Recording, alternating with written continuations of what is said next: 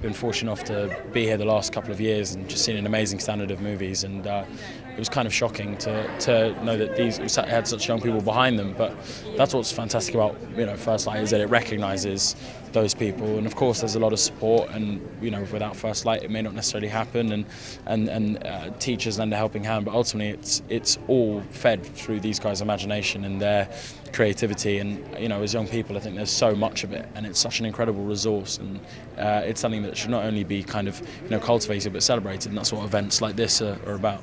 Now, Nick, tell me a little bit about your inspiration for getting involved in the film market. You've been in the movie industry for a little while, made a lot of good films. A little while. I've been involved for 30 years, but before that I was in rock and roll, and that was just as fun. Let me put it like that. But well, because film is all storytelling, which of course rock and roll is not so much. And I saw that people were making films like Billy Wilder till they were 90, and I was, getting worried. So I figured that would be a good career to go to. I knew there wouldn't be any pensions left by the time I got old, that I'd need to be working till I drop. But the best thing about films is the whole emotion, comedy, story, acting, all those different things come together, and it's a total joy. And then I go and waste it watching films like Bridge Over River Kwai and things like that. She doesn't have any jokes in it. But it's a brilliant film. Now, Will, tell me a little bit about what your inspiration was to get involved in acting, because your big breakthrough movie was Son of Rambo, wasn't it? Yeah.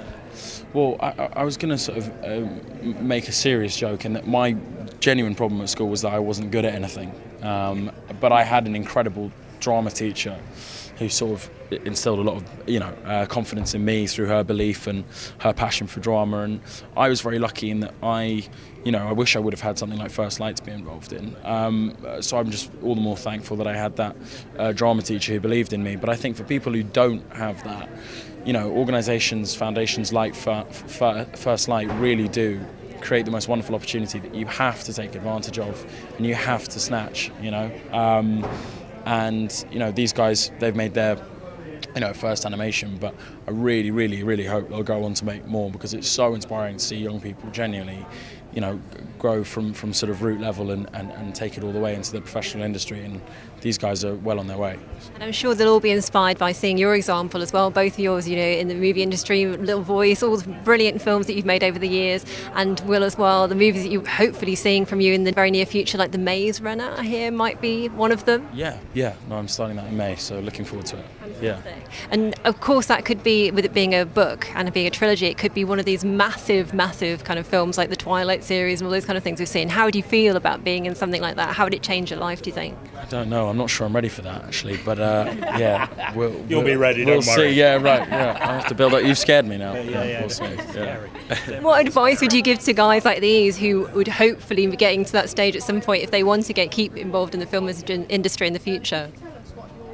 I mean, I think we just said just to keep going, keep practicing. Practice makes perfect, and to just gain as much experience as you can, heap up every opportunity in sight, and really just build up your confidence through experience. It's the best thing to do. Keep making movies, keep being involved in film as well. And watching. So the combination of Film Club and First Light, which didn't exist in my era, well, not a lot existed in my era actually, but in terms of the entertainment business. But keep doing it, keep watching it, keep seeing your heroes, keep learning from all the people around you and the people who do it great. And there's so much less a gap between the work that we've seen here and the professional work of the world.